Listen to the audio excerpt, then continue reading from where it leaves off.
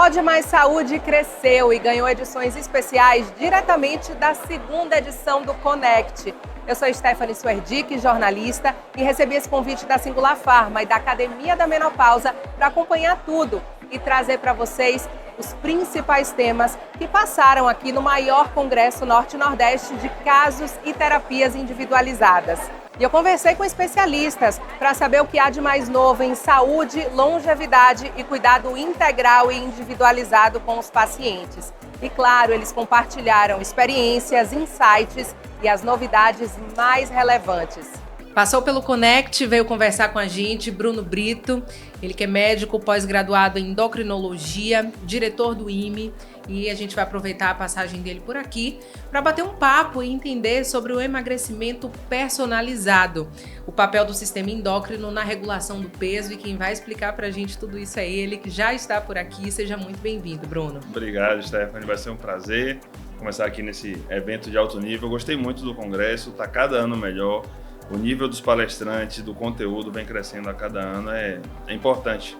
Tá aqui, é uma honra estar aqui no podcast falando com vocês. Tentar passar um pouquinho da minha visão sobre esse tema que é polêmico pra caramba. Pois é, vamos começar explicando como é o funcionamento desse nosso sistema endócrino, de que forma isso, né, tem influência, por exemplo, na questão do emagrecimento, no nosso metabolismo. Vamos dar esse pontapé por aí? Vamos. Tem 100% de influência. Então, o corpo como um todo, não só no emagrecimento, mas ele funciona à base do que os hormônios mandam o corpo fazer. Tudo, basicamente, é regulado por hormônios, desde o momento do nascimento até o momento da morte. O crescimento, o emagrecimento, o ganho de peso, o ganho de massa muscular, tudo é influenciado por hormônios. E aí que está o problema. Isso dá muita brecha para o pessoal pensar que hormônio é a solução de tudo. E não é. O equilíbrio do hormônio é diferente do uso de hormônio. Nem sempre isso está relacionado. Por exemplo, uma dieta equilibrada é um jeito de regular um hormônio chamado insulina, sem precisar usar nenhum outro hormônio ou medicamento para isso. Às vezes precisa de medicamento? Sim, mas não sempre.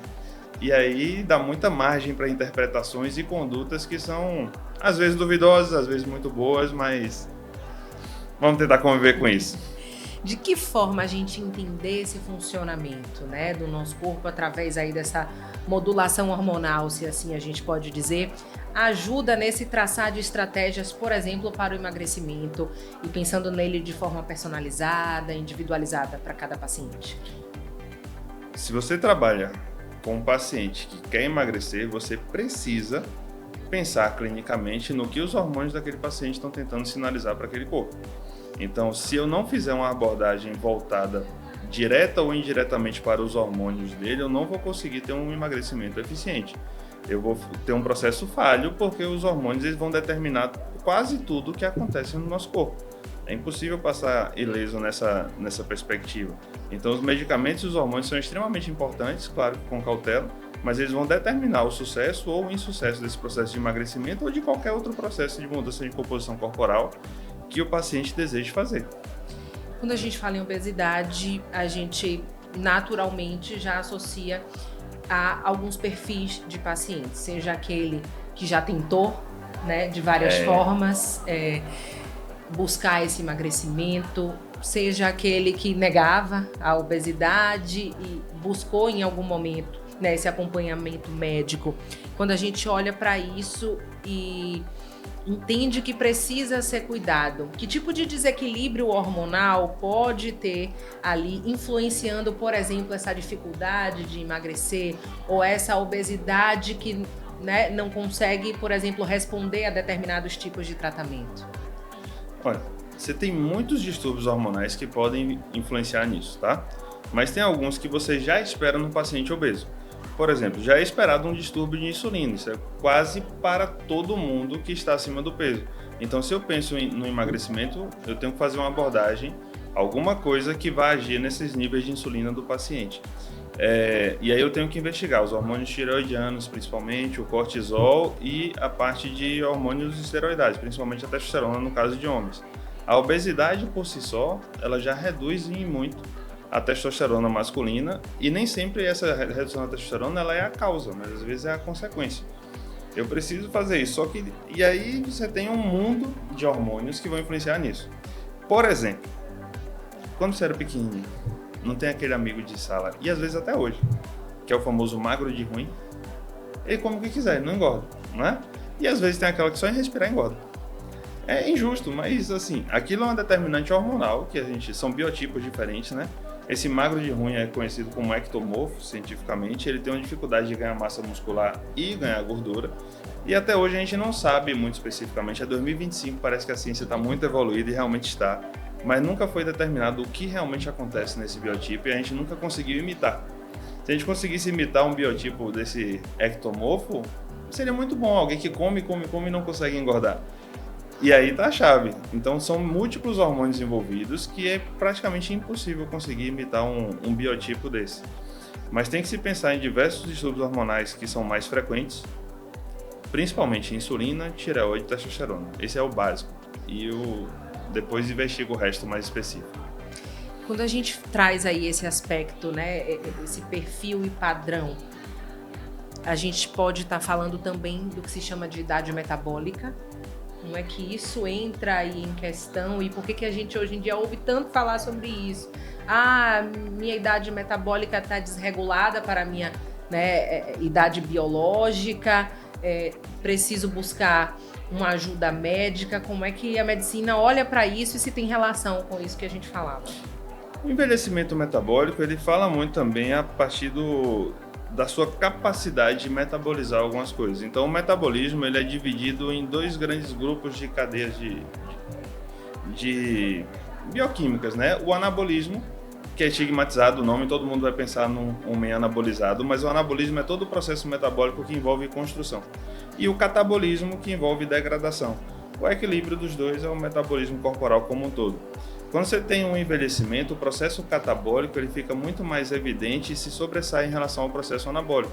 Então é muito comum e é fisiológico a perda de massa muscular, a perda de massa óssea, a perda de colágeno no processo de emagrecimento. Existem formas de minimizar isso. Uma boa alimentação, suplementações, os próprios hormônios, mas é praticamente impossível evitar o envelhecimento. Vai chegar para todos nós, não tem jeito. Mas não é deixar de envelhecer, é envelhecer com qualidade e deixar uma idade metabólica, que é a melhora do conjunto disso tudo, mais próxima da idade cronológica ou até mais nova, né? Tem uma idade metabólica de 30 com 60 seria ótimo. Significa que aquele corpo está em pleno funcionamento. Significa. Na prática, como é que se avalia esse paciente? A gente já trouxe aqui alguns perfis e como isso é entendido ali no consultório. O paciente relatou as queixas, vai entender esse perfil. O que é que precisa ser avaliado para que de fato se trace esse plano de tratamento personalizado? Da parte médica, é interessante avaliar a parte hormonal e metabólica, pelo menos o que mais influencia nesse processo de emagrecimento, mas é importante avaliar também o que é que esse paciente já tentou, de onde é que ele vem. Então, quanto mais mexido foi esse paciente, mais difícil vai ser esse processo de emagrecimento, mais resistências medicamentosas ele tem, é um processo mais arrastado. E é importante também ver o quanto esse paciente quer, porque é uma grande ilusão você vender para o paciente que vai ser fácil, que vai ser tranquilo, não vai. Então, o desconforto que ele sente com o próprio peso tem que ser muito maior do que o desconforto que ele sente com o processo de emagrecimento. Porque se esse desconforto do processo for maior, ele vai colocar na balança e ele vai acabar desistindo em algum momento. Ele precisa entender que aquilo é um processo de sacrifício, que ele vai ter que abrir mão de muitas coisas, e o nosso trabalho é tornar esse processo o mais fácil possível na medida do possível. Então, para isso servem as medicações, as suplementações e a orientação correta. O que o paciente pode fazer de pior na vida dele é pensar, eu já fiz de tudo. Não fez. Se tivesse, teria conseguido. Às vezes é um paciente muito mal orientado e ele começa a internalizar uma ideia de que para ele é mais difícil do que para o resto da humanidade. E não é, o corpo humano ele é basicamente o mesmo no mundo todo. E ele vai responder aos mesmos estímulos. Talvez só foi uma orientação ruim ou uma prescrição ruim, mas todo mundo tem jeito. E não dá para achar que apenas o medicamento vai ser aquela ferramenta de resolução. Por si só, a medicação não vai fazer o que um conjunto faz. E aí, quando eu falo conjunto, a gente entra nas medicações, que já falamos aqui, nos hormônios e também no que o paciente vai implementar numa nova rotina, numa busca por uma melhora de estilo de vida. Entra isso também. E aí, por que eu tô te perguntando? Porque além de entender que ele vai ter que mudar essa chavinha e fazer parte, se engajar nesse processo, ele tem que estar ali junto, nesse acompanhamento, fazendo a parte dele, né? Precisa. É fundamental isso e talvez mais importante do que as medicações. É um erro colocar essa... Eu tento desmistificar isso toda vez que um paciente chega com essa crença no meu consultório. Então, eles chegam achando que a medicação é praticamente um milagre. Então, os análogos de GLP-1, principalmente o Mounjaro e o Ozempic, eles chegaram para mudar realmente o jogo na luta contra a obesidade. Então, mudou no mundo todo. São grandes armas para isso, mas não fazem milagre. A gente não tem hoje no mundo nenhum medicamento que seja um emagrecedor direto, que você tome e ele vá derreter ou sumir com a sua gordura milagrosamente. É sempre um efeito indireto. Quando você está em uso destas ou de outras medicações, você faz algo que te leva a emagrecer. No caso do Mounjaro e Ozempic, ele tem uma certa melhora do perfil metabólico da insulina por trás, mas vai basicamente reduzir o apetite. E sem essa redução, mesmo com a melhora da insulina por trás, esse emagrecimento não aconteceria. Então, por comer menos, e aí vem o comer melhor também, imagine que eles são redutores de volume alimentar. E aí vem a questão do foco do paciente. O paciente comia 1 quilo, agora ele está tomando a medicação e consegue comer só 100 gramas. Ele vai ter a escolha de comer 100 gramas de frango ou 100 gramas de brigadeiro. E isso vai determinar como vai ser esse processo de emagrecimento e o quanto ele vai emagrecer. E aí eu vou precisar muito mais dele do que das medicações. Ou seja, as escolhas do dia a dia vão fazer toda a diferença. Vão. É injusto, né? Meu trabalho depende do resultado do paciente, né? Do esforço dele. Ele que tem que se esforçar para dar o resultado que eu preciso. Em sua experiência clínica, o que é que mais você percebe que é fator determinante para, por exemplo, uma desistência do tratamento, uma recidiva, por exemplo, né, no ganho de peso? A recidiva, ela tem diversos fatores, assim, então, às vezes é um momento de trabalho muito difícil, às vezes é uma pandemia, às vezes é um ciclo de final de ano que começa com fraternizações, o paciente conseguiu manter o peso ali nos últimos 2 anos, começou uma confraternização ou outra, ele ganha 1 quilo, 2 quilos, aí chega Natal e Réveillon, é uma semana sem treino, com um padrão alimentar muito diferente do habitual, esses 2 já viram 5. Aí depois logo voltou, vai ter um feriadozinho, tem alguma viagem para alguma praia, 7 quilos. Aí já dá preguiça de retomar. E aí começa o processo dele de reganho de todo o peso que foi perdido. E no caso de desistência, o que eu mais vejo que influencia no paciente a desistir do processo de emagrecimento é a baixa recompensa. Então é um processo difícil e que exige muito esforço. O paciente precisa ser recompensado por isso. Você gosta do seu trabalho, eu gosto do meu, mas se cortassem nosso salário 80%, aí talvez a gente não ficasse, não é? Então a recompensa no final do mês, imagine que a quantidade de quilos que você vai perder no final do mês é como se fosse o seu salário. Se você for bem remunerado, você vai trabalhar com melhor desempenho, certo? Mais feliz com o que você faz. Isso é determinante. Então se esse paciente ele tenta de forma errada e ele tem um resultado de 1 quilo, meio quilo no final do mês, é completamente desestimulante no processo. Ele vai acabar largando, porque passa a ser um processo que não vale mais a pena. Que estratégias, queria fechar com isso, Eita, podem ser utilizadas e principalmente o que é orientado para que o paciente não entre nessa, ou da desistência, ou que ele não consiga, por exemplo, após um período atípico, como a gente citou aqui o exemplo do fim do ano, ou umas férias, ou uma situação, que ele consiga de fato retomar, né, o que ele vinha fazendo de prática para que não haja essa recidiva. O que é orientado para minimizar o impacto desses fatores que a gente trouxe aqui? No caso da recompensa dele, da velocidade de emagrecimento, esse paciente precisa ser bem medicado e bem orientado, enquanto a qual atividade física fazer, que estilo de dieta fazer, o que é que vai dar certo para ele. E caso mesmo assim não tenha o efeito esperado, isso tudo precisa ser revisto e modificado para que ele tenha o resultado esperado. Quando o paciente já passou por um processo de emagrecimento e ele precisa manter, eu preciso convencer ele e deixar isso muito claro, de que é uma briga que ele assumiu e que ele vai ter que assumir para o resto da vida. No momento que ele desistir ou que ele vacilar, essa briga vai ganhar dele. E ele vai perder de novo, como já deve ter perdido algumas vezes durante a vida. Então esse processo de manutenção ele é um processo contínuo, a pessoa realmente precisa mudar hábitos. Ela não está de dieta, ela é de dieta agora. Então ela tem que mudar realmente o padrão alimentar e a atividade física ela tem que ser uma constante na vida desse paciente, ele não pode deixar de fazer. É algo que é fundamental. A atividade física ela não é uma garantia de manutenção de peso, mas ela é uma condição essencial. Todo paciente que deixa de fazer atividade física, ele reganha o peso perdido. Mas nem todo paciente que mantém a atividade física consegue manter o peso perdido. Ela é uma condição essencial para a manutenção, mas ela não é uma garantia. Entendeu?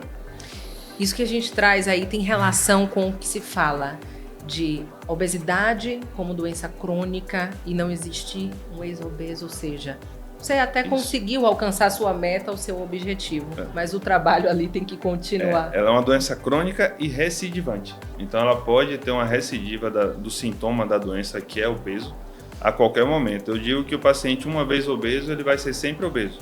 Ele pode ser um obeso sintomático, que é um obeso acima do peso, ou pode ser um obeso assintomático, que é um obeso com peso normal.